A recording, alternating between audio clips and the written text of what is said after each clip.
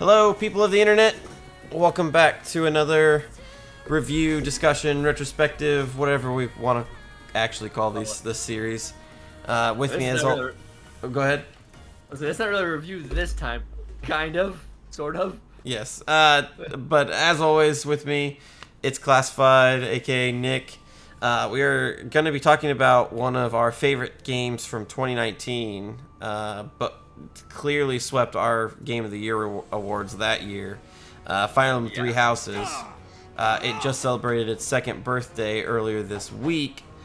So we felt like it was a good time to talk about the series, talk about the game specifically, especially since Nick just finished all the other routes. I finished the routes in 2019, and then the DLC in 2020, and have been waiting patiently ever since for him to finish. To be fair, that first half is a doozy to get through multiple times. I did it. I did it. I did it. I don't know what to tell you. But for those that are unfamiliar, Fire Emblem is a long-standing tactical RPG series out of Nintendo. So Fire Emblem, it's all your characters are on a grid. It's kind of like chess, but if every piece was an actual character, and you move your pieces around in a very tactical way to best the enemy army while having your units come out unscathed. And for a while, it wasn't very famous in the West until Fire Emblem Awakening on the 3DS, and so now we're getting Fire Emblem games all the time. And Three Houses kind of really stands above them because there's multiple routes that you can go through depending on what class you give your allegiance to. The Black Eagles in Nick's case, the Blue Lions in my case, and the Golden Deer for Weirdo's case. And I'm not afraid to. We're gonna bash on the Golden Eagle route a little hard this retrospective. I'm not gonna bash on the Golden Deer. They're there. I'm gonna bash on the church route though. Yeah, we'll get to that in a minute. Yeah, we'll get to that a little bit later. But so Nick, this was actually your first Fire Emblem game. So coming off of that, what do you think of the series? Are you gonna be buying the next one? I mean, and I will buy the next one for sure. There's no doubt about that. I have bought Awakening. I just don't want to use my 3DS. So it's kind of like, Nintendo, hey, port it to the Switch, please. That would be a good port to the Switch. That would be a great port to the Switch. Yeah. They'd have to remake it completely, though. They'd have to in Three Houses art style, but I'd be totally down for that. Yeah. But you're a fan of the tactical RPG genre now. You're a fan of Fire Emblem. Yeah, I mean, I never was against it. Just never got into before. I mean, also there's games like Mario plus Rabbids, which is a tactical RPG, which did really well too. Yes. So the genre is great as long as it's pulled off well by any genre. Yeah. Yes, I love the Fire Emblem series. I started on the GameCube and the Game Boy Advance when I was younger, but didn't really like the games because they were hard and my characters died permanently. So I didn't really get back into the franchise until Awakening, and then I've bought and played every one since. So, including Fates, which I hear has a bad rap. I like Fates. I mean, Fates is the precursor to Three Houses and the different routes. So, just luckily they made it all in one game rather than two separate games that you had to buy a third DLC for. So, hey, fair enough. I was gonna say something, then I forgot. What was go to your point? Oh, maybe we remember it.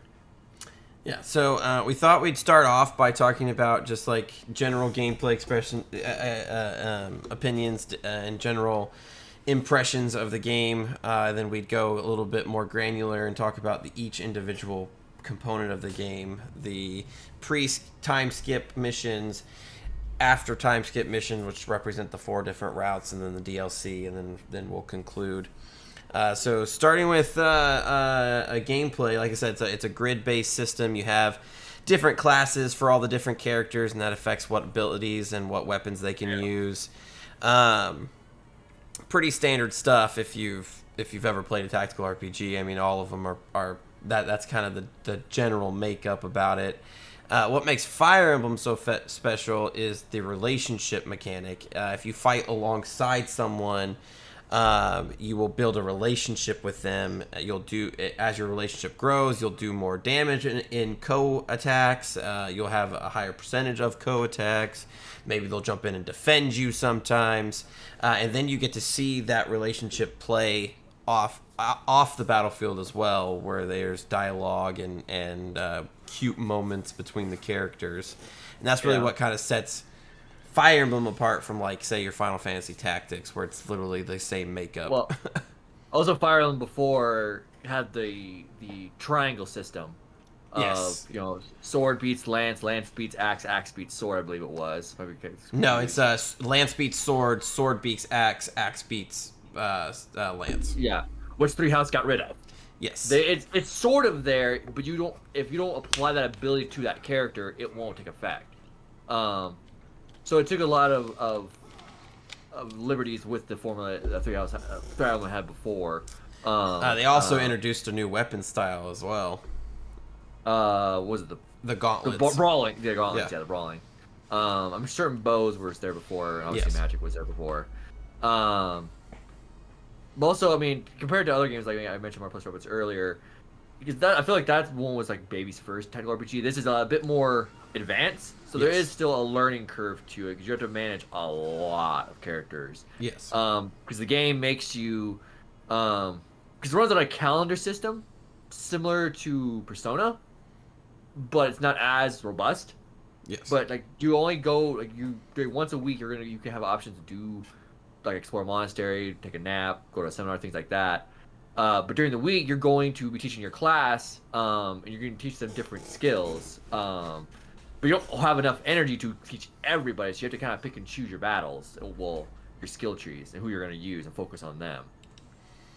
Yeah, so I felt like they gave you enough ability to teach most of your students the right things, but that was also when you could make them focus their EXP into certain things to make them better at a particular class that you were shifting them towards, and everything like that.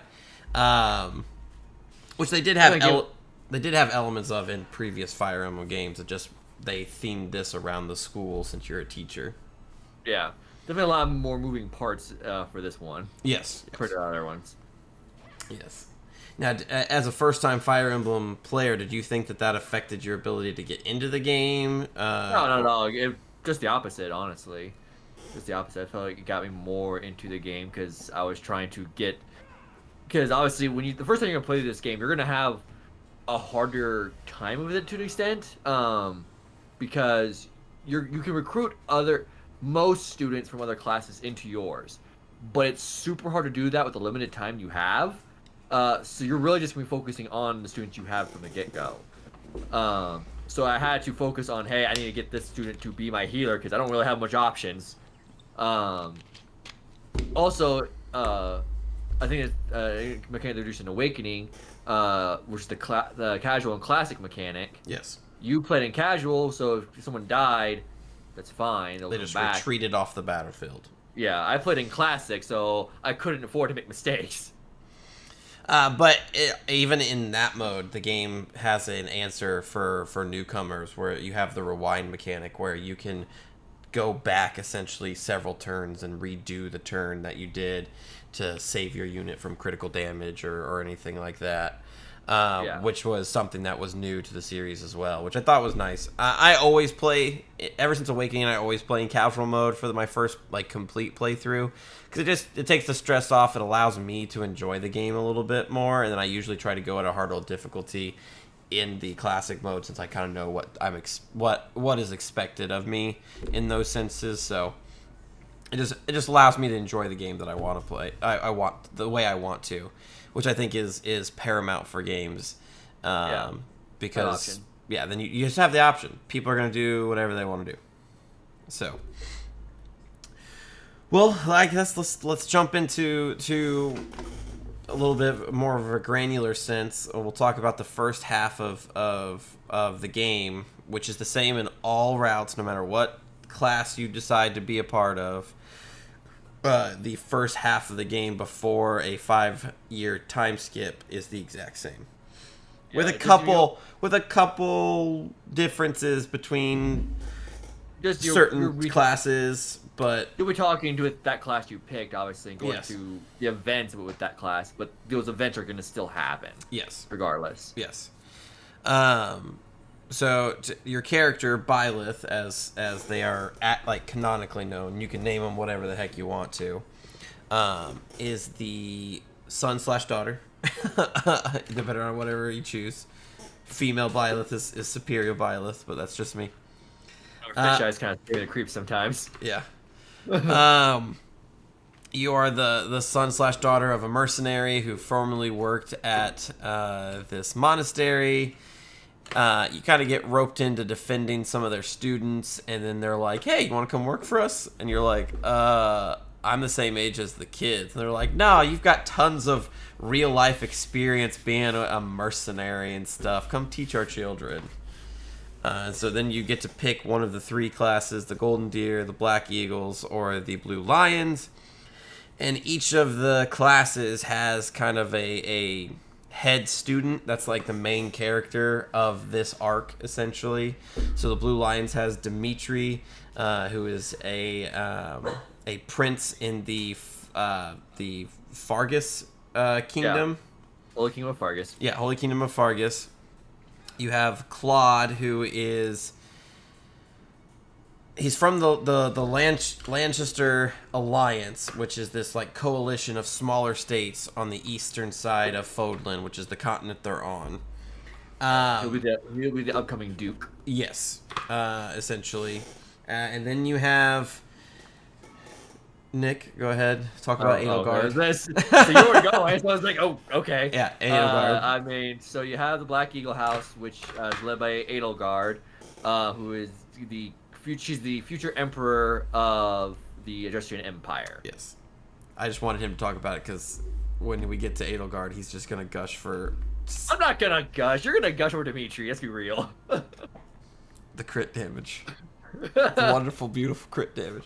But anyways, yeah, so you get to pick one of the classes, and the cool thing, too, is that they let you see all of the members of the class, and they kind of give, like, little blurbs about them and stuff. So, like all of the people from the Black Eagles are like really like moody and and kind of like darker, like have like darker backgrounds. And you've got like the Lancaster Alliance, which is just like misfits. Yeah, there's just a collection of misfits. You got like this really tall buff dude, and then you got this like small glasses wearing like dude. It's all over the place. And then like the Blue Lions are the most normal of the They're the most Fire Emblem characters of the entire game.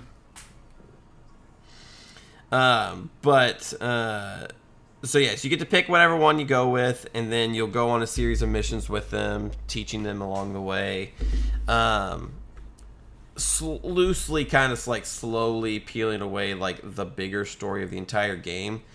That's one of the interesting things, is that there kind of isn't a defined story throughout the entire game. I mean, there is. It's very loose, though, but the game really focuses in on whatever class you are a part of for the overarching story. I mean, the game's ultimately a story about perspective. Yes.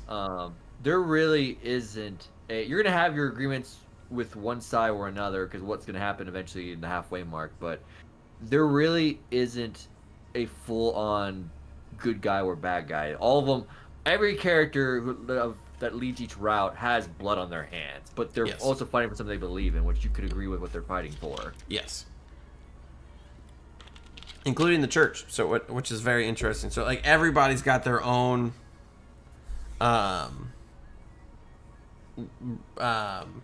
what's the word I'm looking for? Everybody's got their own opinions and views and focuses throughout the entire game.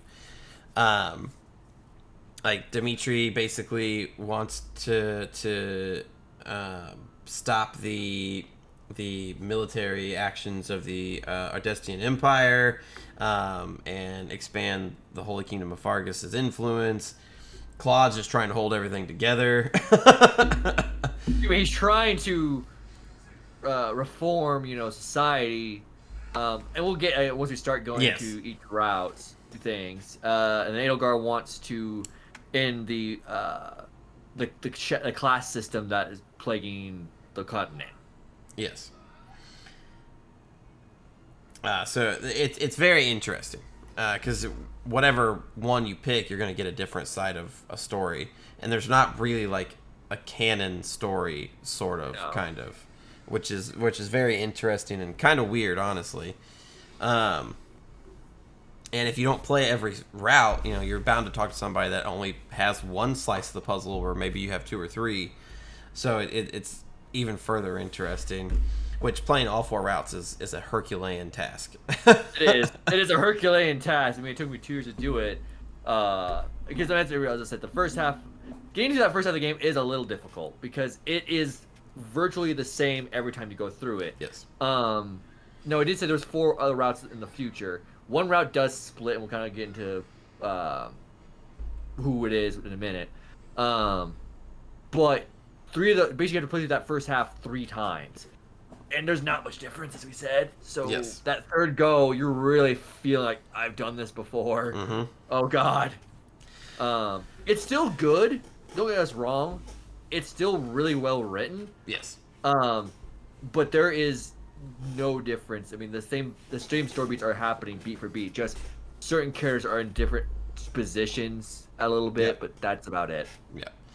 And so it basically all you're going through, you're doing, I don't know necessarily why the church is intervening in some of these matters. To basically promote peace, because the church is in between all 3 of the kingdoms, basically smack dab in the middle. So they're just trying to maintain peace, I so mean, they don't get destroyed. But I think it's more like the church has political influence throughout the entire country. Yeah, it's very akin to the Pope in Rome. It's kind of what it is. Like it's they're their own state and entity, but they do have a sphere of influence in the 3 nations. Yeah. But and that's why they house the military academy, so to speak, that you're teaching in, is because it's on neutral ground. So, go ahead. No, go ahead. I was gonna say, so we just kind of start walking through it. So, I mean, we already established that you are teaching there, and as you peel through, we start seeing that there is somebody causing problems. Someone just going by the title as a Flame Emperor. So, like, they start attacking, doing like random experiments on different people throughout the place. You start investigating, you start realizing, what's going on, and seeing some of the horrors of what's going on. Like there's one point, I think they experiment like villagers and stuff like that, if I don't remember correctly. Yes. Yeah, the Flame Emperor is causing problems, doing pretty inhumane things, experimenting on villagers, giving super powerful weapons to those that can't handle them, thus resulting in monsters being born, essentially. I even think that the Flame Emperor ordered basically let some monsters loose on a village in one of the quests. So the Flame Emperor is just kind of a bad person. And the church and the master of the church, Lady Rhea, kind of task you and your class with handling it, essentially, with some backup from the Knights of Saros, which are the security force of the church. But at the same time, while you're going through that, you also tell Rhea's not telling you a lot of things. Yes. So you automatically you're being surrounded by all sides of people you don't trust, and people are hiding things. Yes, and you even feel like you don't know much of your character's background because you don't.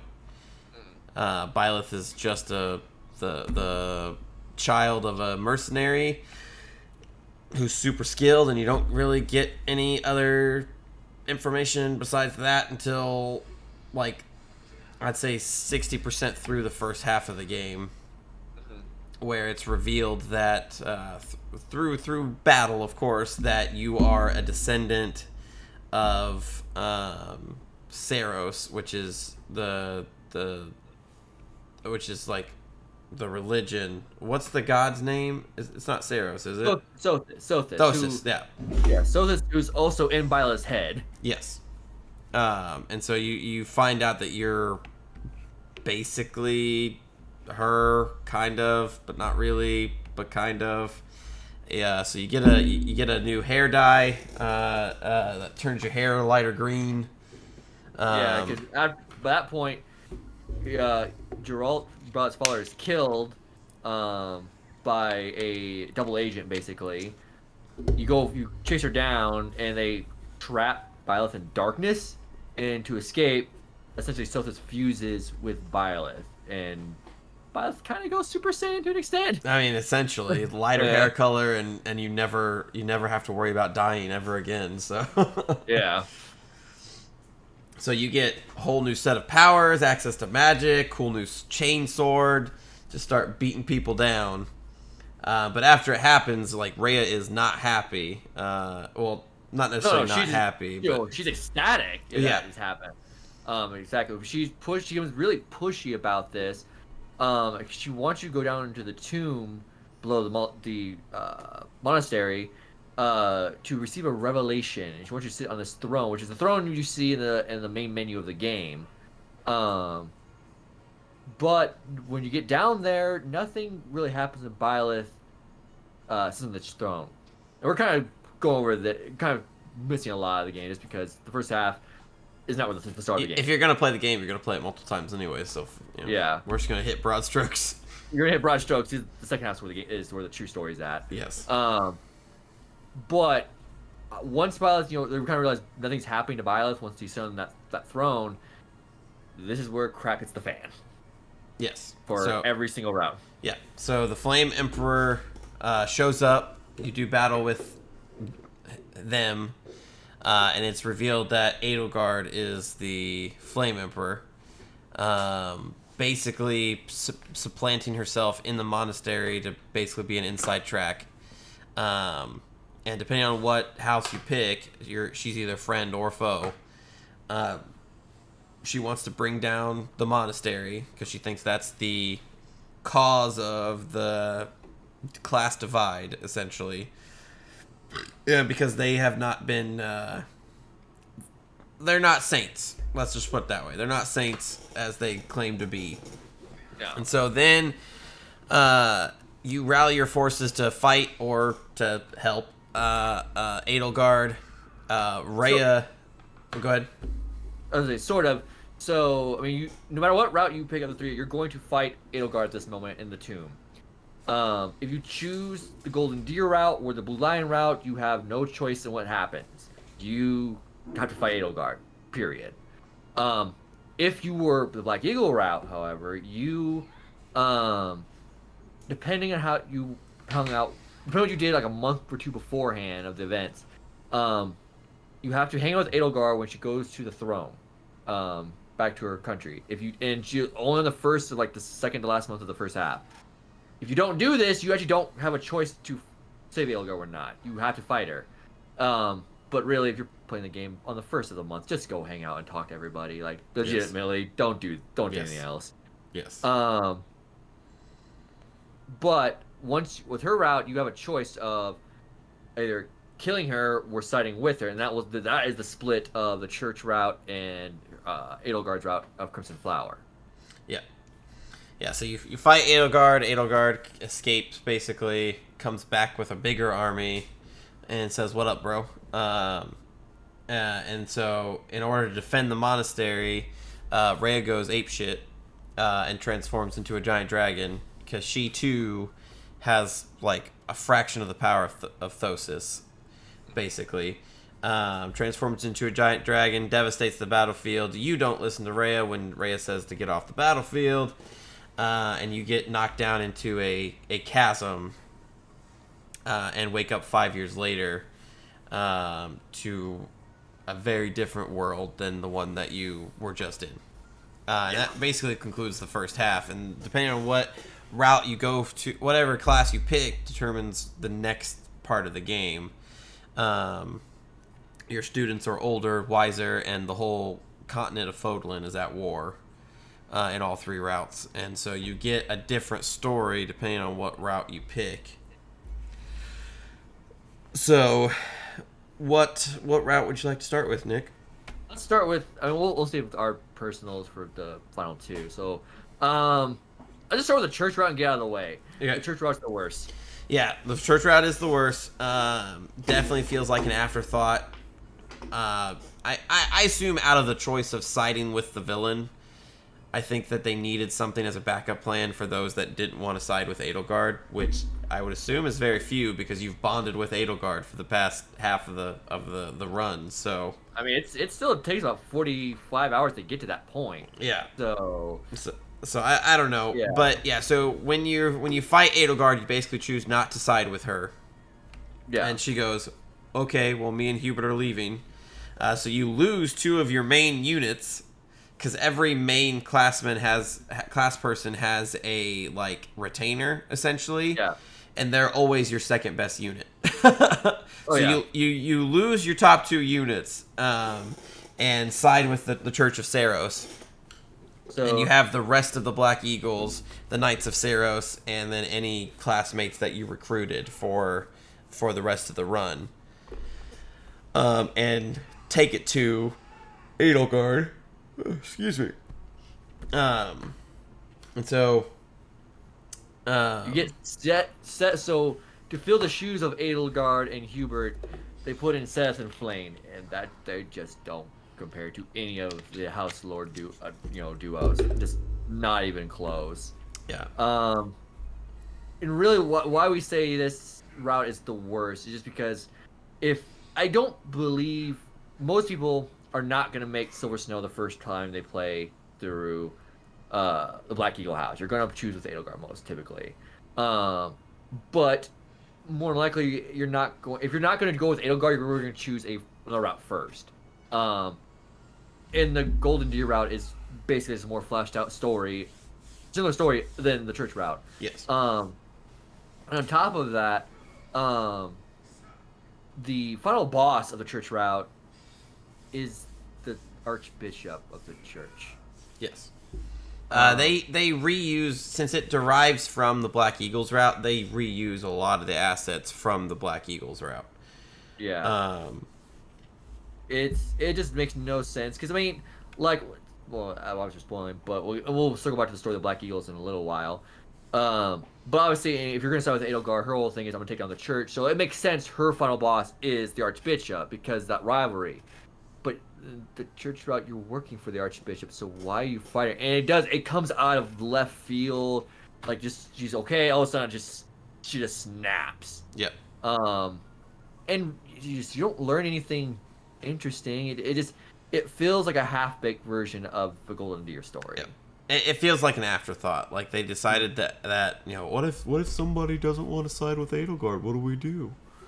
And just adds this other half of the campaign in for very little reason, very little reason, and it pulls the game down overall because it makes it feel less succinct. Yeah. But I would argue honestly. I mean, I did play through the 4 routes, just so we could do this review. But that was like the biggest chore is going to that church route. If you're gonna play the game, which we both are gonna make you do, just play the main 3. Just play the main 3 and don't do the church. Yes. It's a waste of time. It's a waste of time. It's a waste of energy. You'll be disappointed. I mean, you said that the lackluster, that whole thing affected your entire view of the game with how. To an extent, I mean, it's not it a is. major score. I gave the game a 9.5 in 2019. It was my game of the year. And I'm not rescinding its game of the year. It still was the best game that came out that year. But Yes. I'm just moving from 9.5 to a 9. Yeah. Not a But huge still, game, it affected your opinion of it because of how abnormal it felt to have. Yeah.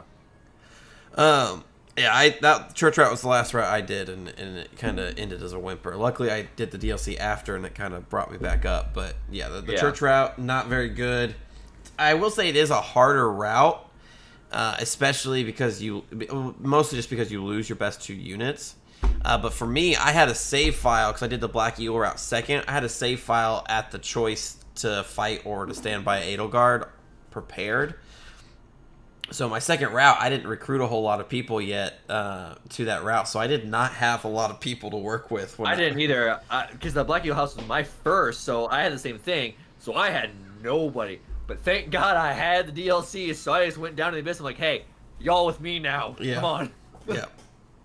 And I didn't have the DLC at the time, so I was just You were really suffering. Byleth and Petra all the way, baby. Byleth and Petra all the way.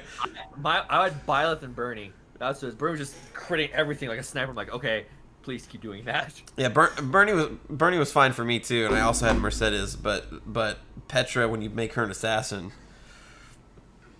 Yeah. say goodbye to everything and nothing can touch her. So, but yeah, so the church route ends on a whimper. Well, the whole thing was a whimper. Yeah. But Golden Deer route, we actually get one of the main three routes. Yeah. This route is unique. Now, we did say that the church route is a half-baked measure of the Golden Deer. And the Golden Deer really, I feel, of the three routes, I want to say the three routes now just because we're in the crux of it now. Yeah.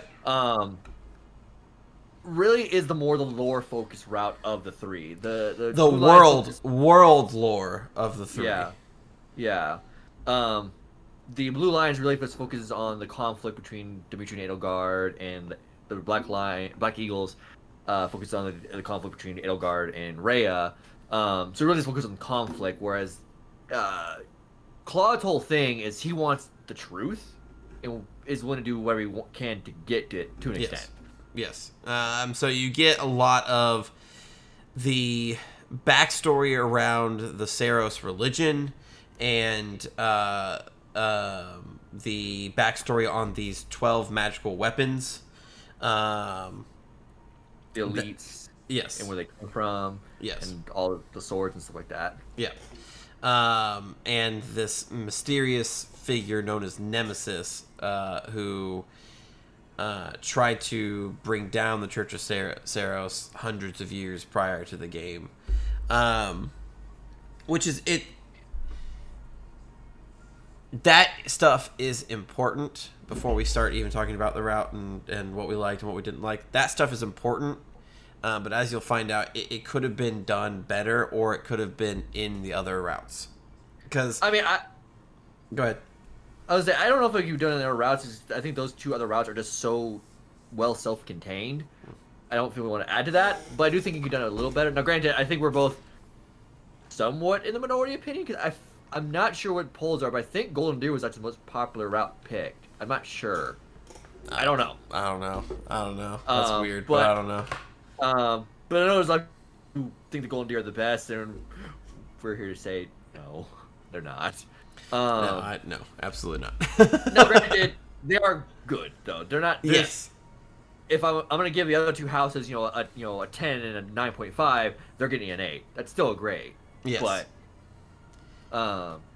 just not now. I will also say I freaking love Raphael, and I would honestly argue Raphael has his head put together better than anyone else in the freaking game. I would disagree, but Raphael's pretty cool. I also really liked Ignatz. And Helga is scary, very scary. Helga is I would honestly argue she is way better than Claude as a unit. She just was just a terror. She wasn't critting everything, but she was just whacking them dead anyway. So yes. Claude, Yes. I didn't feel it was that strong. No, I didn't either. Especially because he kind of gets shoehorned into being a dragon rider. Yeah. And they want you to make him use a bow, but I was like, no, if you're gonna be a dragon rider, I want you to use an axe. So he has his special bow that's tied to him, but like I never used it because I wanted him to be a more effective dragon rider with his axes. So he really was just like a less effective Helga. But we're talking about units, not talking about the story there. Oh yeah, but that's what we go through the units too. Yeah. Liani was cool. I think I like Liani to an extent. Yes. We're obsessed with Geralt. Got a little off-putting at times. Yes. Very much so. I regret not going and romancing Leone because I think that would be very very funny. It would have Uh, been funny, and I kind of wanted to too. but I was I Like, was I was a female for my ah, golden deer run. I was only male for blue lions, and then I was female for the other ones because I like female yeah, Byleth design better. see, I kind of did the reverse. I was only playing female Byleth in the Golden Deer route, and that was it. Yeah. I played male Byleth the other times because I don't know. It's her. I think I said earlier in the review. Her fish eyes just kind of bugged me a little bit. It's like I think Smash Bros. Fixed female Byleth's eyes, which makes you look better. Mm. Yeah, but no, I romanced Mercedes and the Blue Lions, Edelgard and the Black Eagles, Golden Deer. I romanced Mercedes again, and then when I went back to the church route, I romanced Dorothea. So, you know, but yeah, no, and then Lysithea was also really really cool. I thought her Yeah, storyline was underutilized. She was an yeah. experiment, just like the ones that Edelgard was trying to stop, and it basically shortened her lifespan, so she never was going to see adulthood. And they just they tell you that, and then just glaze right over it. There is an ending if it's only if you have to get a very specific scenario, but once you beat the game, you get this where are they now? Yeah. And if it ends up with Linhart, I think it is, he finds a cure. So, but it's very specific things Yeah. you have to do to get that. Yeah, and you have to recruit her or recruit him, Yeah. and to get them to A rank relationship. That's interesting. I didn't know that actually. Yeah. I think the worst in Google and Deer House is Lorenz. Yep. Whiny Lorenz. Lorenz is also like wanting to be the Duke basically, and feels as though he was the rightful choice for Duke, and it was given to Claude essentially. And he's just insufferable the whole time. He really is. Pretty sure I bet He's you not did. the most insufferable character, but he's definitely the second most insufferable Really? character. Oh, okay, I didn't know. I would have thought. How seriously, Ferdinand von Iger is not your most irritating character? I don't know. He's only irritating because that's all he says when you pick him. I am Ferdinand von Iger, but like in terms of his Yes. story, I thought he was more compelling. Uh, Just his no. conflict of what was going on. No thanks. Um, Ferdinand's still the worst. But anyways. But anyways. well, we'll get to Ferdinand when we get to Black Eagles. Yes. But yeah, so you after the time skip, you're rescued from. You're always rescued by your class from brigands, if you will. And they kind of catch you up to speed of what's going on. Basically, the Holy Kingdom of Fargus and the Adrestian Empire have gone to war, and the Lancaster alliance is caught in the middle of it.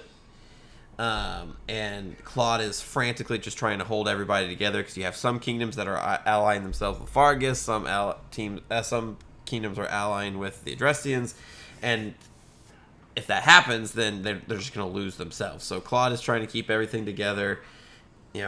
Finding the professor or Byleth is a godsend because now he has the firepower to do what he wants to do. And so you go to Holy Kingdom Fargus and be like, hey, do you want to be allies? And they're like, no. And you go down to the Adrestians and you're like, hey, you should stop killing people. And they're like, no. Nah. And so then you're like, okay, well, what do we do? Take them both out. So now most of the route. Well, no, the Black Eagle House doesn't have a Battle of Gronder Field moment. So in the Blue Lions and the Golden Deer, you go back to Gronder Field because in the first half there's a mock battle between three classes at Gronder Field, but in after time skip, the Blue Lions and Golden Deer House basically have a redo of that fight, but this time it's actual war. Now the fight's actually real good, the game level, but the way they kill off the House of the Blue Lions Dimitri in this is just bad. Yes. He dies off screen. It's like, come on. Yeah. He deserved more. Major character, major plot point of him dying, and it happens completely off screen. And it's not even. It's also just kind of like a, hey, this happened, and you're just like, how, why, when, where? Now, granted, it's not as bad as the way the church did it, because the church route, you don't even get to go to Gronder Field, and it's like, hey, by the way, there was a huge battle at Gronder Field, and Dimitri's dead. At least Our bad. Yeah, at least you get to see Dimitri's final battle. Yes. You just don't get to take part in it or like see an anime of it or anything like that. But yeah. Anyways, yeah, and so that kind of starts the catalyst of Fargus kind of coming and allying themselves with the Lanchester Alliance as they are winning more and more battles because they have Byleth on their side. Then it comes to a head against the Adrestians and Edelgard. You invade the Adrestian Empire. You take the fight all the way to the capital, to Edelgard. You defeat her, obviously, because you're a master tactician and you can't lose. And Claude basically, in one of the biggest, probably the biggest moment of the campaign for the Golden Deer, I would say. Claude gives Edelgard a choice. Stop what you're doing. Let's work together, or I'm gonna have to kill you. Kind of. Kind of. He doesn't fully commit to that, but like, I don't know. My issue also with is Claude's actually the only house lord in the game that can live in any route besides his own. Yes. The other house lords will die in every other route besides their own. I didn't feel Edelgard needed to die in the Golden Deer route because ideologically, Edelgard and Claude aren't too far apart. No. But Edelgard was willing to start a war for her ideals, where Claude didn't want to do that. And I mean, granted, I feel Claude was naive for that. Yes. Because I don't feel in the first half of the game, Claude is trying to investigate some books that are banned by the church, and Rick kind of unsubtly threatens him. Yes. Now, granted, once you rescue Rhea from Edelgard, and after you defeat her, Rhea just kind of spills the beans of everything. She's very weakened. Rhea would have never gotten to that point without a war. Yeah. So I understand Claude's thoughts, but it's like things were just too far gone.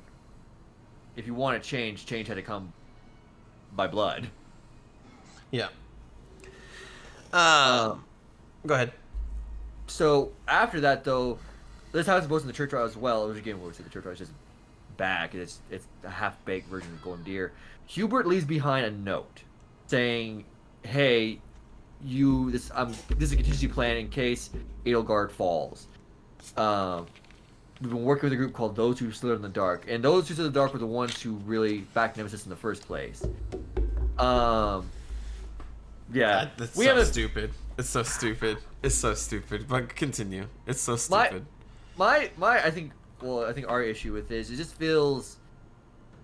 I wish they were more expanded upon. Yes. In any routes. Now, granted, we said the Blue Lions and Black Eagles are really focusing on a central conflict. But this was the chance, the Golden Deer route, to really expand upon them, and they do a better job than the church route did, absolutely. But I still wanted more. Yeah, and those that slither in the dark were referenced in the Black Eagles route as like the next person that Edelgard's gonna take down after Rhea, but they never get any sort of background or anything. You kind of get inklings of them in the first half too, with they're like allying themselves with the Flame Emperor, but yeah, you don't get anything. And they're the ones taking things too far in the first half of the game. Like literally using a nuke. Yeah. Which is just... They don't explain how they get a nuke anyway. Exactly. It literally is a nuke, though. Literally is a nuke.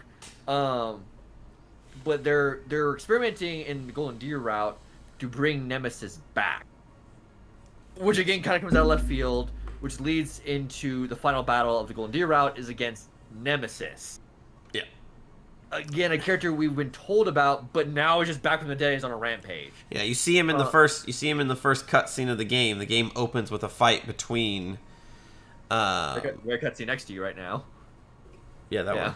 Yeah. The first cutscene is Nemesis fighting, isn't it her name Saros?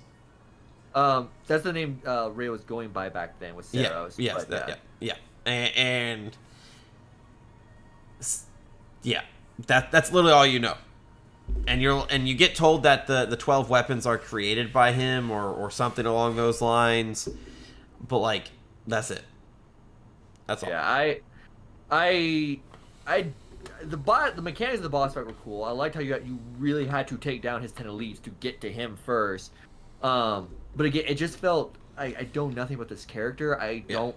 Yeah, okay, he's evil. Okay, Cool. Sweet. cool. Compared to the other villains of this game, I guess you could say, because Yes. depending on your perspectives, Edelgard's a villain, Rhea's a villain, Demetrius a villain, Claw can even be a villain, but it's all these very gray takes on these characters, Yes. and then you have this guy as, no, I'm just evil. Yep. And the fight against him and those that slither in the dark's significance just comes out of completely left field.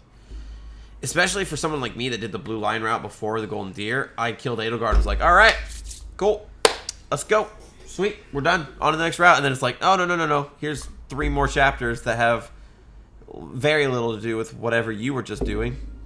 Yeah. Cool. It's weird. Now, a lot of people argue. Now, the music in this game is fantastic, and the song is still good. God Shattering Star is the final battle song of the Golden Deer. But I'm sorry, if you think God Shattering Star is better than Apex of the World, you're wrong. You're just wrong. I like Apex of the both. World. I like both tracks. I think Apex of the World is better, but I like Yeah, both tracks. yeah, yeah. Both tracks are great. I'm not saying, but Apex of the World is just so good. We'll get to more of that in a minute. Yeah. But you defeat Nemesis, and is a new day unfolding, and Claude, all Fulham becomes the Lancer's Alliance, and Claude's a new Duke with Byeth leading the church, and all's well that ends well. Every route will end with all well that ends well. Yes. All routes kind of have put a nice little bow on it, and maybe put Byleth in charge of the church, and maybe they don't, and it's kind. I actually don't like the endings, those little endings to all the routes, because it just feels like such a juxtaposition to the bloody war that you were just fighting, where you had to kill former comrades and stuff. But that's just me. Yeah. Fair enough. Which one do you want to tackle next? Do you want to save Black Eagles for last, or? Up I to don't you. care. Do I don't care. I don't. Let's do Black Eagle last, just because I feel like the Black Eagle route is the flip flop, because Edelgard is the villain in most of the routes. You have to kill her, and that one's the one you don't. Yeah. So let's go with the Blue Lions then first, just 'cause it's. So Blue Lions immediately so the blue, as we mentioned multiple times, the Blue Lions and the Black Eagle route kind of feels like the real story of the game, because they're telling for the game. Yes, they're telling both sides of the same story, essentially, of Dimitri versus Edelgard, Holy Kingdom of Fargus versus Adrestian Empire. It feels like that's kind of the story they wanted to tell, and then they were like, oh wait, we forgot about all the world building and stuff. We'll throw that into this one. This is your house. Yeah, this is my house. Blue Lions, Dandelion, Lion. Had to pick it. But I'm glad I did, because it is my favorite house. I think it's the strongest campaign of the bunch, which Nick will disagree with, but that's fine, because he picked what I think is the second one. So hey. I half disagree. Okay. Still disagree. But so you reopen. You awake 5 years later, and you're greeted with a very different Dimitri. He went from charming prince with a little bit of anger issues to, oh my god, we're Wolverine. He's lost an eye. He's wearing lots of furs. He bores holes in enemies with his spear. Like, what happened here? Now, I will say this. I mean, I'm wearing my Black Eagle shirt right here. And Edelgard's my favorite character in the game. Well, I'll talk about more of that later, but Dimitri's the best unit in the game. There's no question. Oh my god, what the heck? Sure is. He is broken. Sure is. Like, Edelgard hits hard, too. But she crits fairly often, but she can move, like, 2-3 spaces at a time. Dimitri can move like 10, and he crits every time. Yeah. So like his natural route, you make him a cavalry, so he has a horse like in the first half and moves 7-8 spaces, just does shit tons of damage. Then after the time skip, he loses the horse because he's a lord. Because every at the time skip, every main member gets kind of a different class essentially. Yeah. And so his is a lord, and he loses the horse. And when I first played it, I'm like, oh man, now he has less movement spaces. But he only has like one less movement space, and you can give him items. Pick. Yeah, you can give him items to give him more movement space. But the dude crits 100% of the time, and always does enough damage to kill the target. So he's just doing 3 times the damage he needs to for no other reason besides absolutely 100% destroying the person that he's attacking and their entire bloodline. All the time. You can literally give him the weakest weapon that you have possible, and I've done it, so I know. And he will still crit and deplete the enemy's health bar in the blink of an eye. Here was when I was playing the Black Eagle and the Golden D-Rose, I had to think, okay, some strategy. I need to put this character here, thing like that. There was no strategy with Dimitri. I was like, oh, there's 10 guys over there. Hey, Dimitri, I'm gonna put you over there by yourself. Oh, you didn't get hit, and they're all dead. It's amazing to watch the man work. it's just amazing. But attitude-wise, too, he's a very different Dimitri. The Holy Kingdom of Fargus at this point has kind of, in all but actuality, been taken over by the Adrestian Empire. Lots of... left. I'm sorry? There's like a sliver left up in Yes. top, like the northern corner. And that's about it. One of the lords is holding out, but everybody else is kind of surrendered to the Adrestian Empire. And so you get to meet a very bitter, defeated, angry Dimitri. He's lost an eye. He's got really long, shaggy hair. It's quite a lot. He's the edgelord of the edgelords. Wolverine and Reaper look at him and go, man, I wish I was that angry. But the rest of your Blue Lions class come and help you out, and you get taken. You go back to the monastery that becomes your base of operations. Yeah. You start getting told what's going on, and the main part of the campaign is you're taking out the Adrestian sympathizers in the Holy Kingdom of Fargus, restoring the Kingdom of Fargus, and then taking the fight to the Adrestians, while kind of beating back some of the not so cool people from the Lanchester Alliance, essentially. Yeah. But the theme around this part of the campaign is Dimitri's story arc of him overcoming his anger and grief and becoming a capable leader of his kingdom, and his relationship with Edelgard. It's a better revenge is futile story than Last of Us 2. Yes. Absolutely, 100% absolutely. Dimitri kills hundreds of men and still can't fill the hole in his heart. Yeah. We haven't gone over the class of Blue Lions yet. So you have Dedue, which I would argue Dedue's the weakest of the assistants. In terms of what? Combat abilities or character? Combat ability. His character's great. It's very interesting, but combat ability, I think he's the worst. Yeah, I would agree. He's the slowest. He hits really, really hard, but he doesn't have as much versatility as Hubert or Helga does. Nobody has as much versatility as Helga does. Helga's fucking crazy. Yeah. But yeah, I would agree. Dedue is the weak. He's the defender knight type character, so he uses a lot of the big heavy armor and axes, and so he moves 3 spaces, and you're like, great, you'll get to the battle someday, kid. Someday. Yeah, when I was in the Blue Lions route, he was always like 10 spaces behind everyone else, and just like, dude, why? Come on, man, put in some cardio. Let's go. Then you have one of my favorite characters, Sylvain, who's another like cavalry polearm user kind of guy, and he's the womanizer of the characters. There's actually a tactical advantage for female Byleth with him, because you recruit, as we mentioned, you recruit other characters to your class that are not part of it. Obviously, it doesn't work in Blue Lions because he's already there, But if you play male Byleth and you go to a different class, you still have to like earn his respect to get him into the core class. You play female Byleth, instant he joins. Yeah, you just Doesn't have to talk to him. even- You just have to Yeah. talk to him.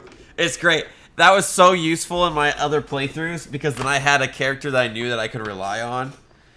And especially in the Black Eagles route, I didn't have to use Ferdinand. I used Sylvain instead because they both use the same kind of weapons. Yeah. But oh yeah, I love Sylvain. Sylvain's great. Yeah, He's a womanizer who isn't successful with any of the women in the class. Like he talks like he has experience, but it never goes anywhere, and it's usually really really funny. Yeah. But his whole character arc too about things he's gone through and why he does what he does is also really interesting. Yes, yes. And then you have Felix, who's another one of my favorite characters. He's great. Yeah, Felix does not like Dimitri at all. No. Not even close. And so he's the edgelord brooding kind of guy. But he's also like level-headed. Yeah. He's Bakugo from My Hero. I wouldn't call Bakugo level-headed. Oh, you haven't read the manga, so never mind. You're way. I haven't even started this new season. I've heard nothing but terrible things so far. Oh, well. Well, anyways. We'll get to that. We're not there for that. Yeah, no, Felix is really cool. He's the best swordsman in the game, I would say, besides Byleth. Yeah, he has an interesting mechanic to him too, though. If you don't give him a battalion or a adjutant, he does more damage. Yep, he fights better alone, and that skill is called Lone Wolf too, which is just the coolest. Yeah. So you just send him off by himself too, and you just fucking waste shit. Rex. Then you have Annette, who is basically your black mage essentially. She does the damagey magic. She was Rex. Yeah, she's pretty good. She's all right character wise. I think. I don't think she's necessarily compelling. It's very interesting. She's fun, but she's interesting. Yeah, I mean, in my opinion, I think she's the second least compelling character of the Blue Lions. I think Ingrid is the least compelling, but I can kind of agree with that. Yeah. yeah. Speaking of Ingrid, you have Ingrid, who's your Pegasus rider. Yeah. And she's the level-headed one of the group. She like keeps everybody together, stops arguments, stuff like that. Just not particularly interesting. She's a good unit though. Yeah. And then you have the love of my life, Mercedes. And I actually think that she is pretty interesting. Because she was born in the Ardestian Empire. And the reason why that's significant is because you fight the Ardestian Empire. So she does have like a little bit of conflicted emotions, which leads to some compelling moments. But like overall, she's not. She's still allied with the Holy Kingdom of Fargus because she ends up being like adopted. But she's just the sweetest character in the world.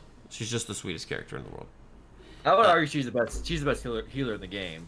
Yes, she is the best healer in the game because she's got the best magic stats, and you also could teach her black magic, so she can do both. And she's just the best mage in the game.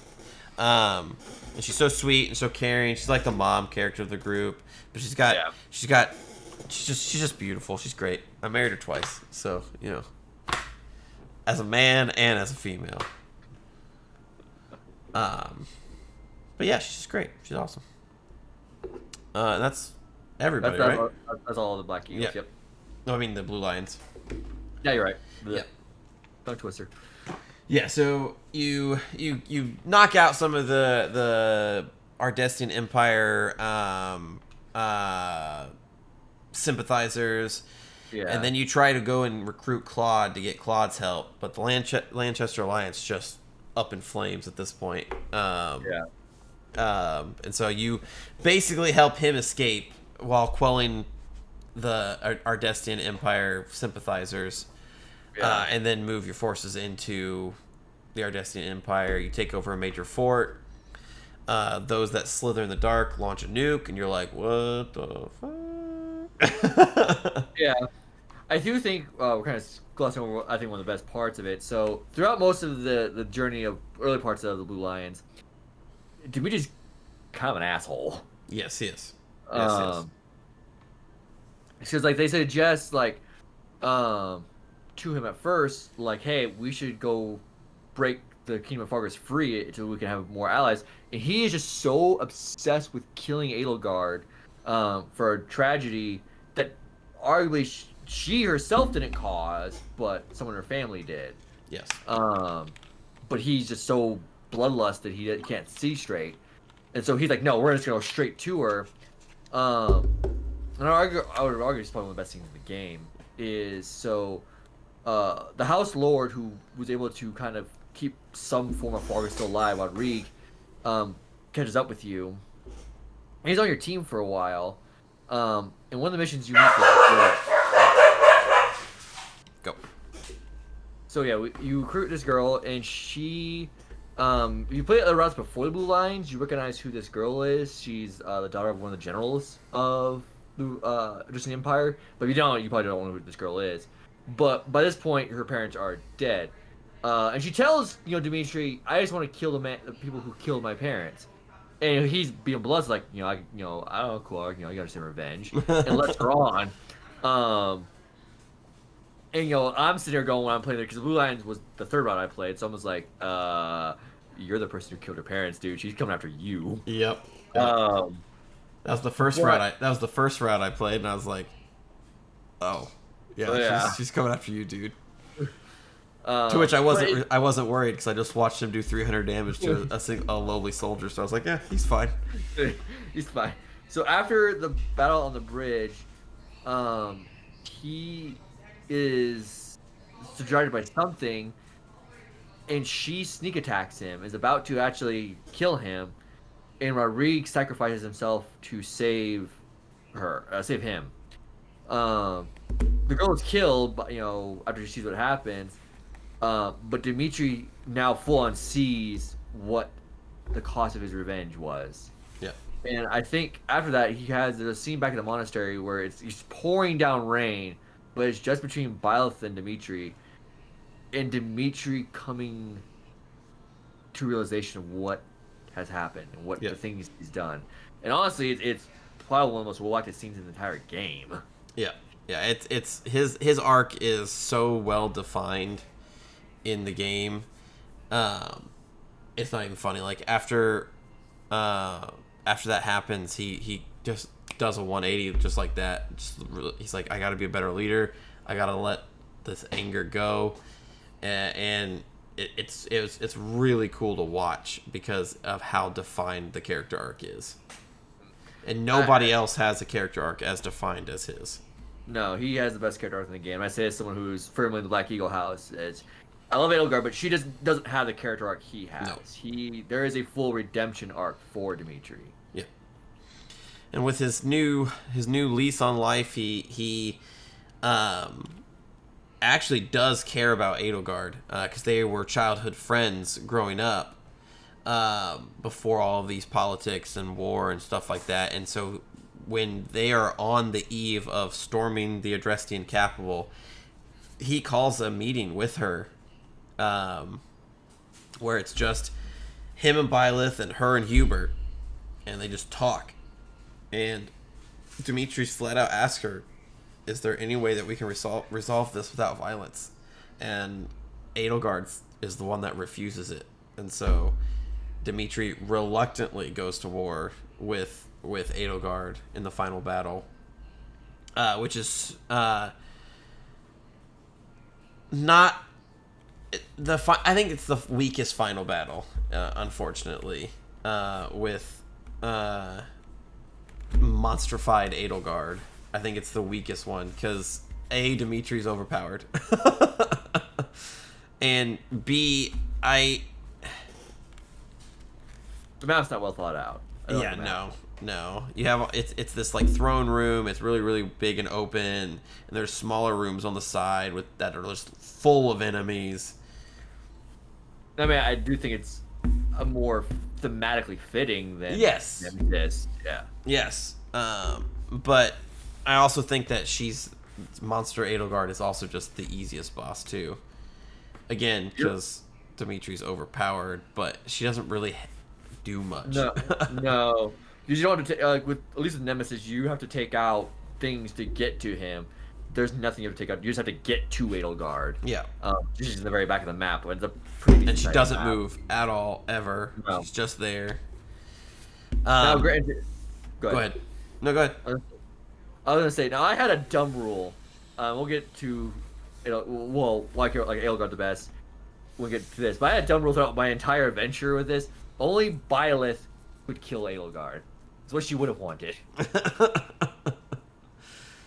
I was playing with Blue Lion route. I was about to deal the killing blow to Edelgard, and she critted Byleth down to 1 health. And I'm just sitting there going like, okay, I'm not mad at that. I deserve this. Oh no, man! I threw Byleth and Dimitri, brothers in arms, all the way to Edelgard, and they both hit her and killed her. All the way. But then you have a really cool moment where Dimitri tries to spare her, and she goes for an attack, and he just stabs her with the spear to end her. Yeah. And it's a super cool cutscene. The image of Dimitri holding the spear in Edelgard is just burned into my brain because it didn't have to be that way. No, it saddens me because he was going to let her live, and she chose not to. She attacked him. She was blinded by her own revenge and paid the price. Mm-hmm. Then you have the sappy ending. The Holy Kingdom of Fargus takes over all of Fodlan, basically. Yeah. Dimitri is the king, and Byleth becomes the head of the Church of Saros. Yeah, and there's like Rhea becomes a non-entity in the Blue Line. Once the Sun Slips happen, she doesn't appear again. She appears once because you free her from her captivity, but then never again. Okay, I think you're right. I don't remember. I think it's like the second to last mission. No. I think you're thinking of Golden Deer. She does not appear. Yeah, she's not in the Blue Line route. They all run together. Yeah. And I played these 2 years ago, so they extra all run together. Yeah. I just played recently, so no, I remember she's not in there. But even though it's strange, but I feel like the Blue Lion house is like the house that really sides the most with the church. Yes. Because there wasn't a whole lot of change in the status quo at the very end of the Blue Lions. Granted, yes, now the whole all Fodlan is now the Holy Kingdom of Fargus, but the power structure really isn't all that different. Yeah. The easiest thing that I can compare it to is it's called the Holy Kingdom of Fargus, just like how like the Holy Roman Empire was the Holy Roman Empire, and they were very much so under the papacy of the Catholic Church. That's the closest thing I have to compare it to. So yeah, I would agree that the Blue Lions closely ally themselves with the Church of Saros. Well, so Black Eagles. This is the route I chose. First. And it is my favorite route than the thing. Now, granted, we got to the point of the decision of sparing Edelgard or killing her. I was frozen for a few minutes there because I was just so confused. I did not expect her to be. It all hits you super hard. See, I did the Black Eagles route second, so I already knew that Edelgard was the Flame Emperor. Yeah. The Blue Lion route, I mean, if Blue Lion is your first route, it makes it abundantly clear she is, because there's a moment where, like, Dimitri says, "Yeah, I gave Edelgard a dagger, when we were little kids," and then all of a sudden the flame disappears and the dagger is left behind, and Dimitri's kind of like, "Wait a second." Yeah. So it's hinted at. There is no hint in the Black Eagles. No. Unless I missed something. I think the Black Eagles route is the best one to start with because everything is still a mystery.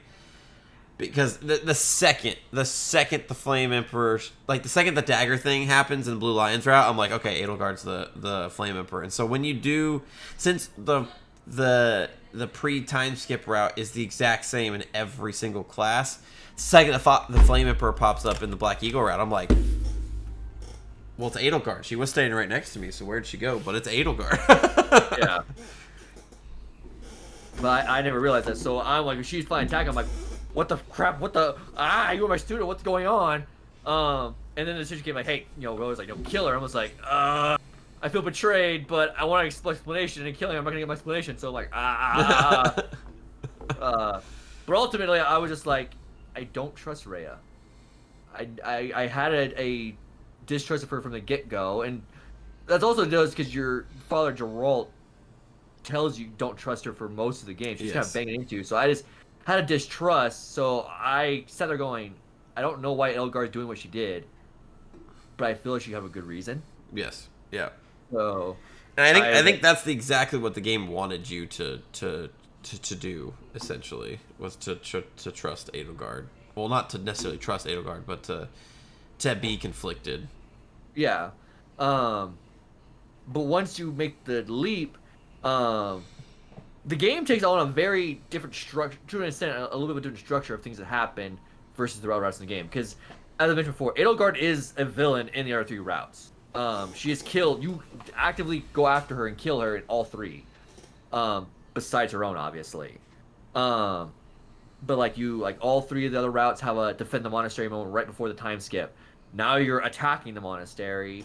So it's all very, topsy-turvy. But this, you really get to see,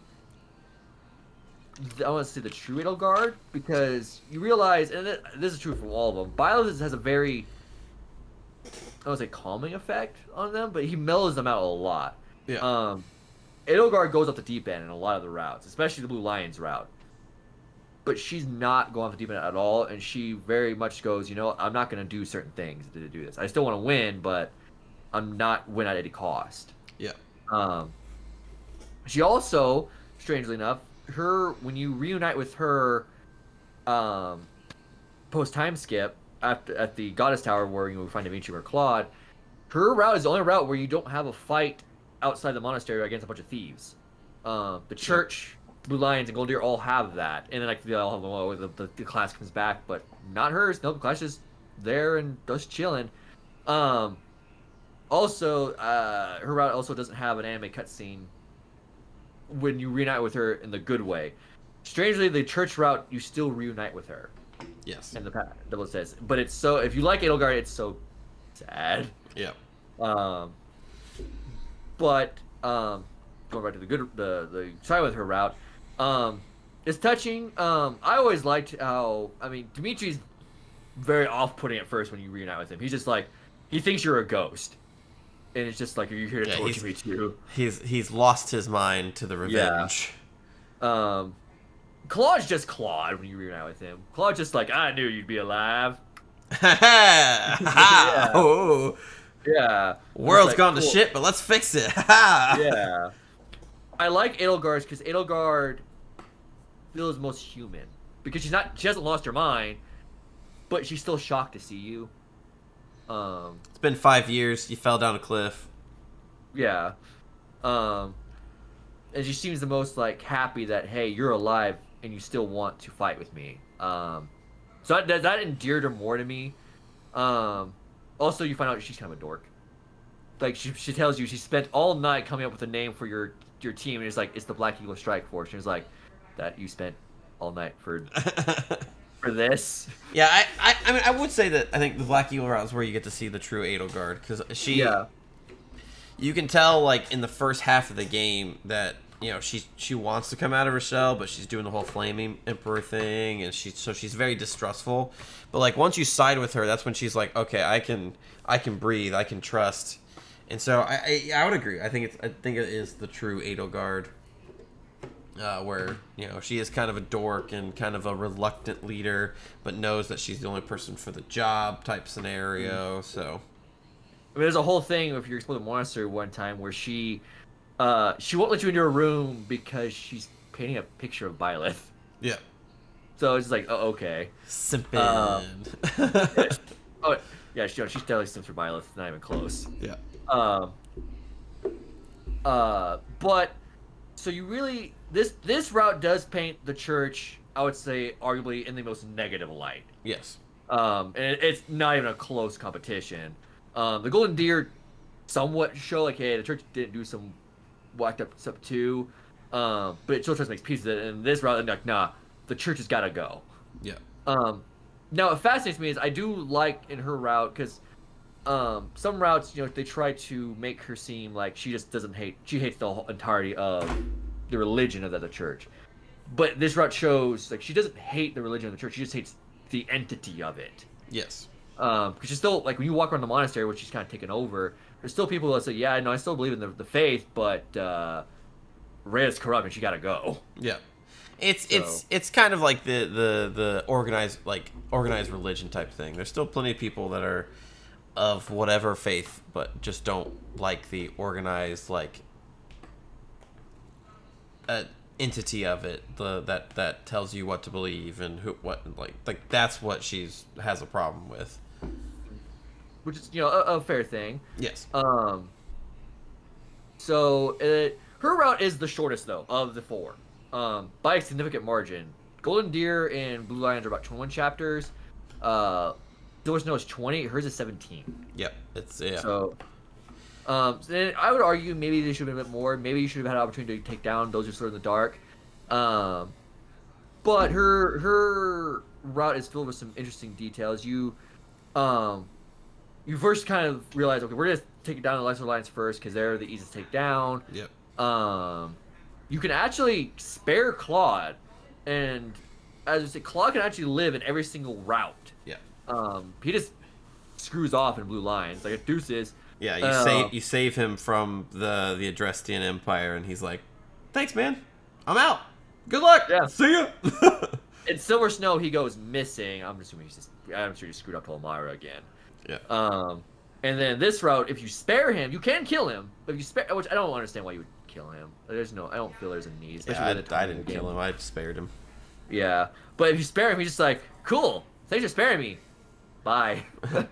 He just disappears into the wind. Here's my bow. Bye. Everybody that will use it for you, it'll damage them because it's linked to me. But hey, here it is anyways. Yeah, have fun. And then the fight turns, okay, now we're going to turn the fight to the Polychem and Fargus, because they, in this route, we mentioned the Blue Lions, like, they mostly side with the church, but it's still mostly fight for themselves. In this route, they are one and the same at this point. The church itself has really... Rhea has sought refuge in the Holy Kingdom Fargus with Dimitri. Yeah. In this route, we also see Rhea lose her become more of a maniac, because I don't know the stuff she's gone through. Now you can argue to justify what she's done or not. That's a whole other can of worms. But because the stuff that she stopped happening 1,000 years ago is kind of happening again, she goes ballistic. Yep. And you first have to fight Dimitri and Dedu, and then whatever remaining Blue Lions members you didn't recruit. Right outside the city of Fargus. It is an interesting fight. Dimitri and Igor don't... What? Go ahead. I was gonna say, I when I did this fight, the ones that I didn't recruit were Ingrid and Annette. Everybody else I had. So whenever you kill like a named classmate or former classmate, there's always some kind of dialogue. Felix is a cold ass motherfucker. What do you do? I don't remember. It's been 2 years. I'm gonna play it again soon. Yeah, Felix killed, I want to say it was like Ingrid or something, and was just like, this is what happens when you don't side with me. Like, this is what happens. Like, you deserve this. The only Blue Line I recruited in that route was Mercedes. So she lived while everyone else died. Yeah. And there's like another scene, like, where, because there's one map where you're like Rodriguez there, and I had Felix, and Rodriguez was like, Felix, why have you done this? And Felix was kind of like, the Holy Kingdom Fargus got to go, man. Yeah. So Felix is a cold ass motherfucker. Actually, we haven't gone over the class of the Black Eagles. Oh yeah, we didn't. Yeah. So there's Hubert. The Hubert resident edgelord. He's the creepy. He's Professor Snape. Oh yeah. His voice. I mean, his voice Creepy, foreboding. Probably knows how to mix a potion or two. You know, that kind of. his voice actor is Robbie Drayman, and if you Yes. play Persona 5, you know who that is. It's a catchy. It's a catchy. Yeah. Yeah. And he has Also voices Spider-Man currently. So. yeah. But you know his style of voice acting for like some of this guy who's a bit more sinister. Yeah. But he pulls it off super well. He's also a total simp for Edelgard. Yes. And it's hilarious. And that's why if you play the Black Eagles route, you have to romance Edelgard because cucking the shit out of Hubert is #1 priority. I regret nothing. Exactly. Okay? He gets cucked into oblivion. and they're like A rank, support. He confesses he loves her, and she's just like, cool, dude. Yeah. She essentially says thank you. Yeah. I was dying. That was a good one. Then you have the most annoying character in the game, Ferdinand von Eiger. I think he's the most annoying. He's the most annoying ass character. Yeah. So his dad is like the financial advisor for the Adressian Empire, and like thinks that his dad should be on the throne and all this shit, or like maybe his dad's like second or third to the throne, something along that line. He's just a pompous, rich, annoying little shit. And every time you select his damn character, he repeats the phrase, "I am Ferdinand von Eiger. I am Ferdinand von Eiger. I am Ferdinand von Eiger." Shut the fuck up. Okay, but he's voiced by Dr. Mark. You can't really... I don't care. I don't care. He's the worst. I played so in the pre-time skip, you can bring other classmates from other classes with you on missions for like 1 or 2 times. And I chose Ferdinand one time, and I immediately regretted that. So when I found out that Sylvain can be recruited by female Byleth with no issues, I was like, fuck yeah, give me another Lance polearm user. Come on, I'm never using Ferdinand ever again. That came back and bit me in the ass in the church route when I needed actually him because I don't have any other units. I hate Ferdinand. He sucks. Now, granted, it's been a while since I played the Black Eagles run. I'm probably planning to stream a Black Eagles run soon. I don't know when, but one day. Links below for next stream. Yeah. And mine. Future content. And mine. But I don't really remember his character arc in the Black Eagles route very well. He just calms down. I think that's mostly what it is. His character arc though in other routes where he's not part of the Adressian Party anymore is very interesting because he's very conflicted about what. I would agree with that. Is going on right now. I would agree with that. Because his whole identity is, I'm Edelgard's advisor and I want to beat her, and he's throwing that all away. So his character is more interesting not being the Black Eagles. Yes. Strangely. Yes. So then there's let's see, this guy's my spirit animal, Linhardt. The only one who's fucking naps. And right now I could use a nap. He's the lazy genius. Essentially, he's the lazy genius, and he's got a lot of great character moments where he's very deadpan and just kind of like, fuck it, I don't give a shit. I'm taking a nap. It's great. Yeah, Linhardt's pretty cool. And then you have Bernadette, who is probably my third most annoying character. Okay, that's some fighting words right now. I'm just saying, man. Bernadette's number 2. I put her behind Edelgard. I'm just saying, man. There's so many better girls, and she's so annoying. I romance Bernadette in the Bernadette is the super shy hypochondriac archetype. So she literally never leaves her room and is always nervous and is always scared, but still somehow is the best archer in the entire game. So like, she snipes like, jeez. Now, granted, her situation I feel is the reverse of Ferdinand. Um, because if you notice, like when you walk around the monastery, in any other route besides Edelgard's route, she never leaves her room, ever. But maybe once or twice. But as the Black Eagles route goes on with Edelgard, she actually no longer in her room. She actually comes out of Yeah, her she shell. she does have a clearly defined a character arc, but it just is hey, I'm outside now. I know, but for some people that's enough. Fair enough, but I don't really have that many problems with Bernadette, but she is kind of annoying. I'm like just like oh come on. To each their own. Then there's Petra. So yeah, Petra is the native of an island that's off the coast of the Ardestian Empire, and so they're like kind of allied. Slash, the Ardestian Empire is like, you do anything, I'll take you over, and so they're like, okay, okay, okay.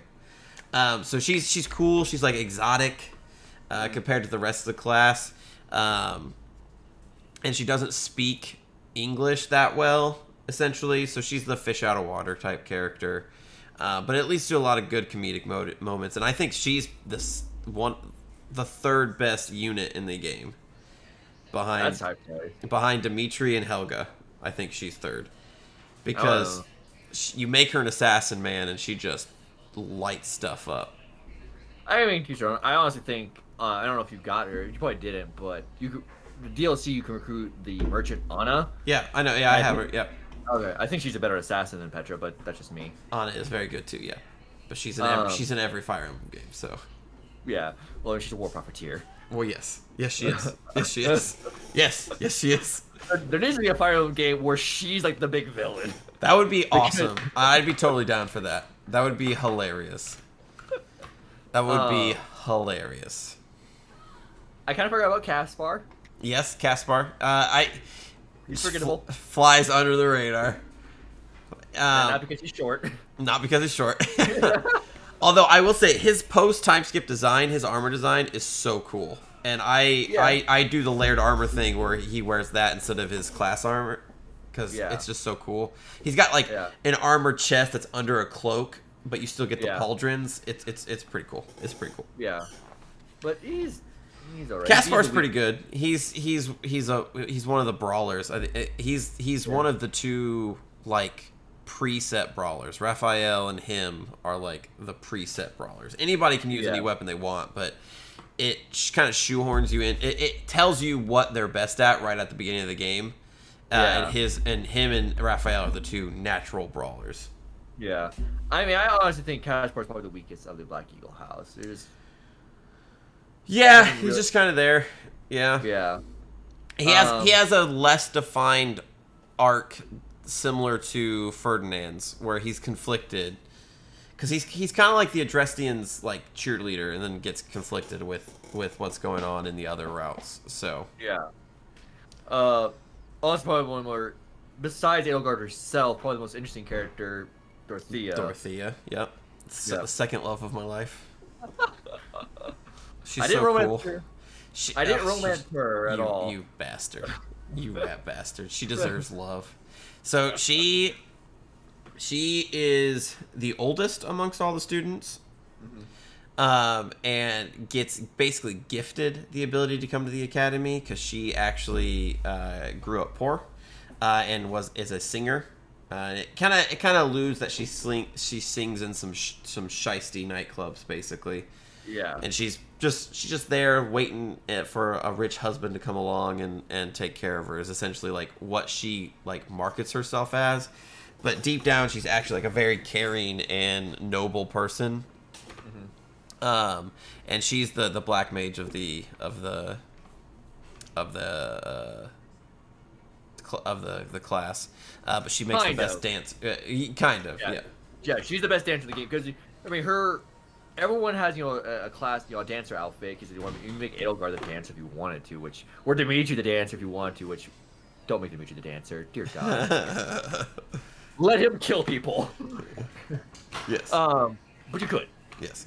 But they each have their own like unique outfit. They become the dancer. But Dorothea, her post time skip outfit is the dancer outfit, so she's canonically the dancer. Yes. So, I don't know. Dorothea's a sweetheart. You should romance her because she's great. She deserves love. She deserves love. She never thinks that she can find it, but she deserves it. So does Manuela. I've always promised myself if I played again, I'd romance Manuela. Cause I shafted her like twice over. So.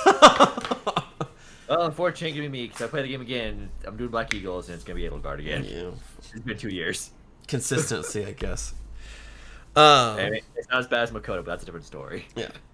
But yeah. So you take out the Lanchester Alliance, spare Claude or kill Claude, whatever you want to do, and then you take the fight to the Holy Kingdom of Fargus, and you go up. I mean, you fight Dimitri and stuff like real early on. Like this is when we say this is the shortest route. It is the shortest route. Like it doesn't have any minutia or anything. You literally go to Lanchester Alliance, beat them down, go to the Kingdom of Fargus, fight Dimitri, beat him down, kill him, and then you're fighting Rhea.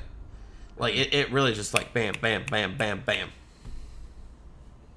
But it does get a lot of good background to Edelgard in its short amount of runtime. Yes. So I would argue once you get to the Rhea boss fight, the Black Eagles boss fight is the best boss in the game. I would agree. Because I mean, the arena's the best because it feels like a final boss. You know, yes. Everything, the whole entire city of Fargus. Well, no, was it the main city called? I remember their main capital building. Yeah, it's the capital of Fargus. I don't remember what it's called though. But the whole thing's on fire. And Rhea's in the back, you know, kind of taunting you. And also it just feels like, you know, in this Rhea boss fight compared to the church, you know, the church she's just insane, where she actually hates you and wants to kill you. Yep. The Knights of Saros are also there with her.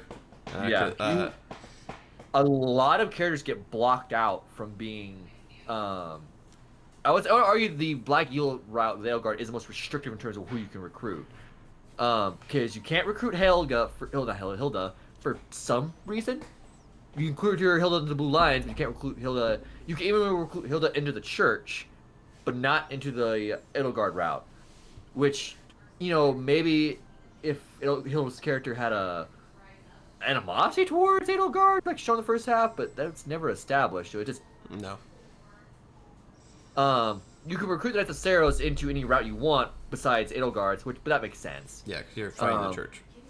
Fighting the church, and Seth and Flame are not recruitable into Edelgard's, which again makes sense. So a lot of characters are taken out for that route.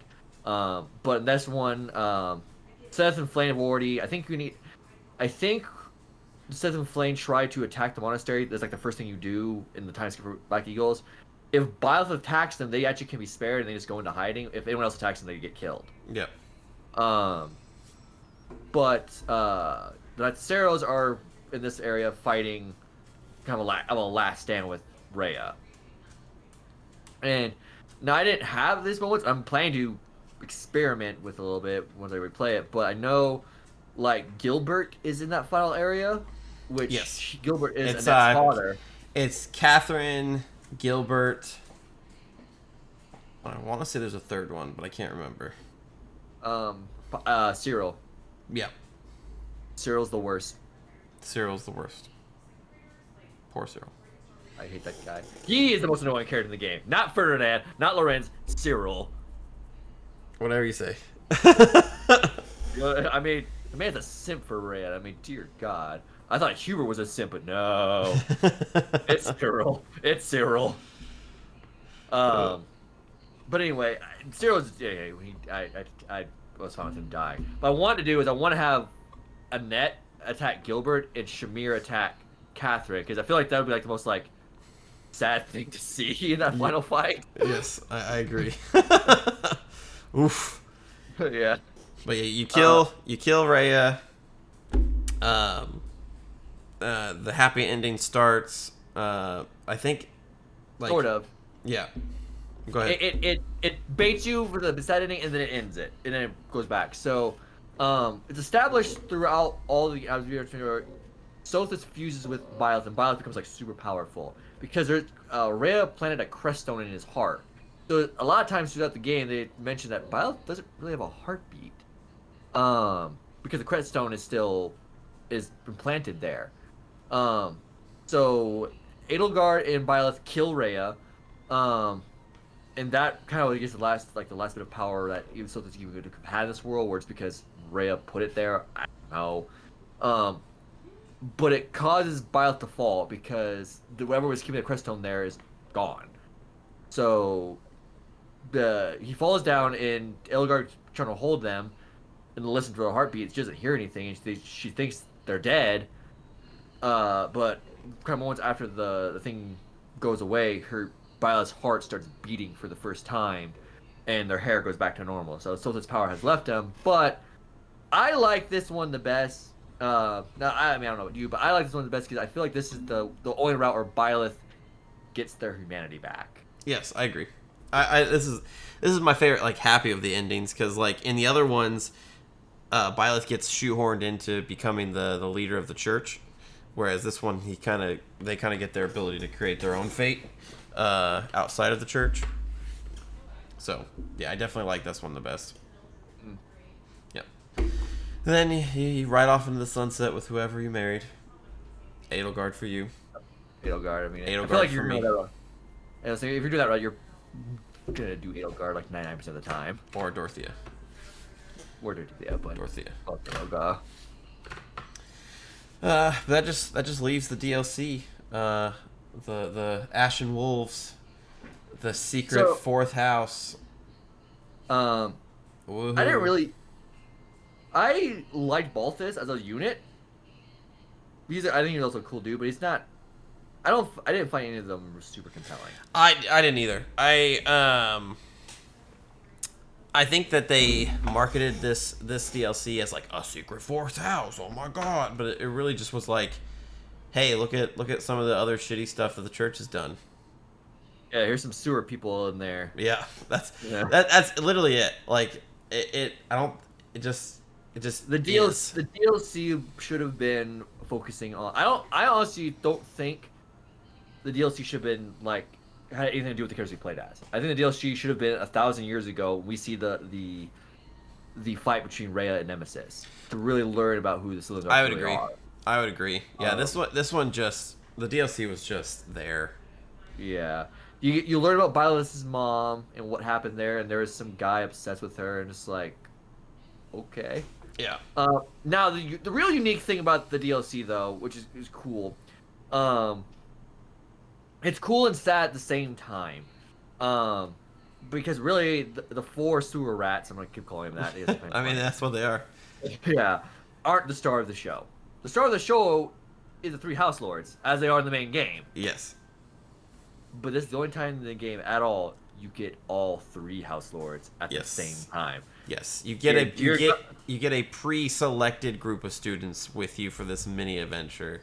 The three House Lords. I think you get Mercedes. No, Think. You get Hilda and Linhart. I know that. I don't remember. Maybe it's not Mercedes. But I don't remember who the others are. Yeah, I don't think it was Mercedes. I don't think it was Mercedes because you don't remember if it was Mercedes or not. If it was Mercedes, you would have remembered. Fair enough. Fair enough. Fair enough. I played that was a year and a half ago. Fair enough. All right. Oh, dear God, having both Edelgard hits hard too, but she doesn't move that much. But having both her and Dimitri is like, I don't need anything else. No. Edelgard, you go that way. Dimitri, you go that way. I win. Byleth up the center. Here we go. Yeah. Bada bing, bada boom. Claude, you're there if someone needs support, but no one's gonna need support. Yep. Yeah, I think some of the DLC missions were definitely like they cranked up the difficulty on them quite a bit, but other than that, like it's just there. Yeah. You really won't miss much if you don't have it. No. Now, do reason where I say it's also sad at the same time. It's cool to see them two together, but it's also sad in the fact that the main, honestly, it's not a fault of this game. It's just the sad also story that we're talking about perspectives. A lot of this could have been avoided. Yep. But Claude doesn't trust people. Edelgard doesn't trust people. Dimitri doesn't really trust people. So if they would have been more open and trusting and actually just talked about what was going on, the events of the game didn't need to happen. So it's a good kind of lesson in life too. But it's kind of a sad way of seeing these three work together and knowing That they could have done it the whole time. Yeah, Yeah. I would agree with that. I would agree with that. Well, I mean, that brings us through all the routes and all of the stuff. Overall, definitely a awesome game. One of the best RPGs on Switch. One of the best tactical RPGs, I think, in general. I think it skirts the line of accessibility and difficulty really, really well.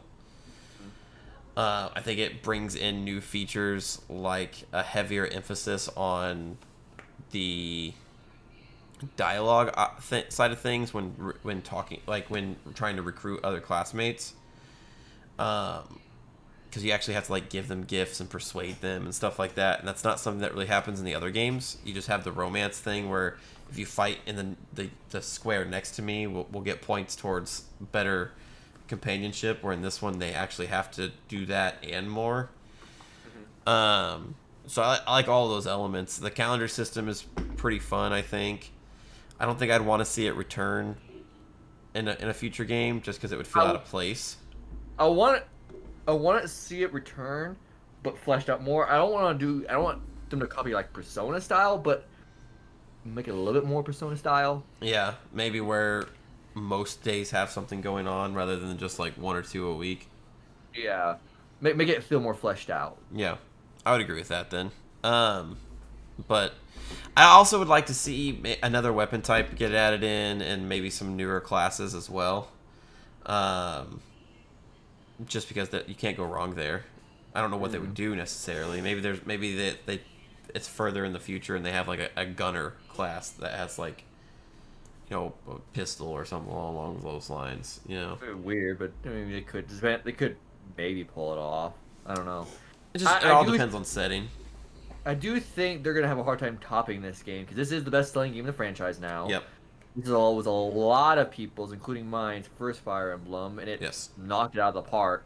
I feel like you're gonna have a hard time, especially with Fates was the blueprint, and then Three Houses solidified the idea of a different perspective game. I don't feel you can walk away from that. I think you can. I think you can. Because you have to have a good story. You know. You had a good story, true, but I don't know. I feel like going back to just say this person is a good, this is evil. It would pale in comparison to this game's more. There are no good guys. There's just differing perspectives.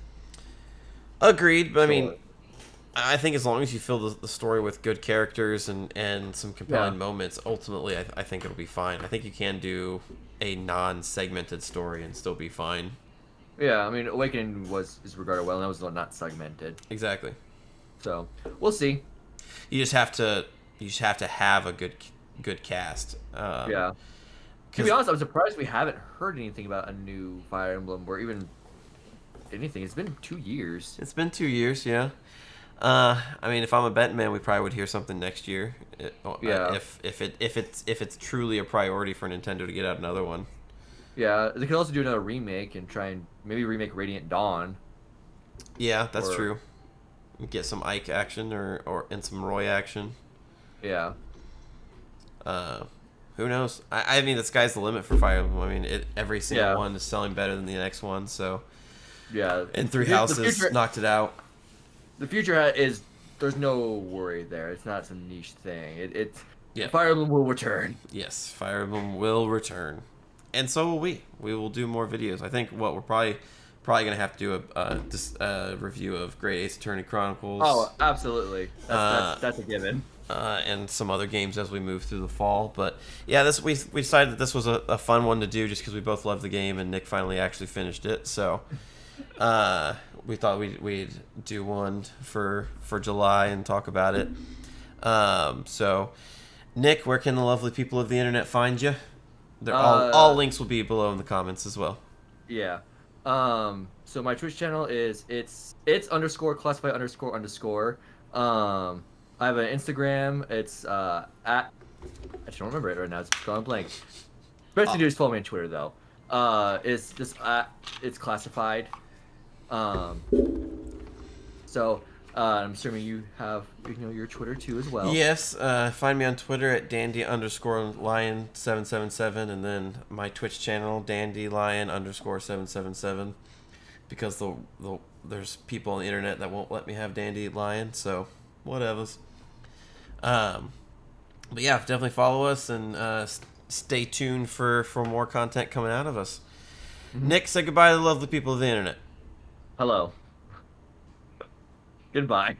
Goodbye. Thank you for watching, everybody.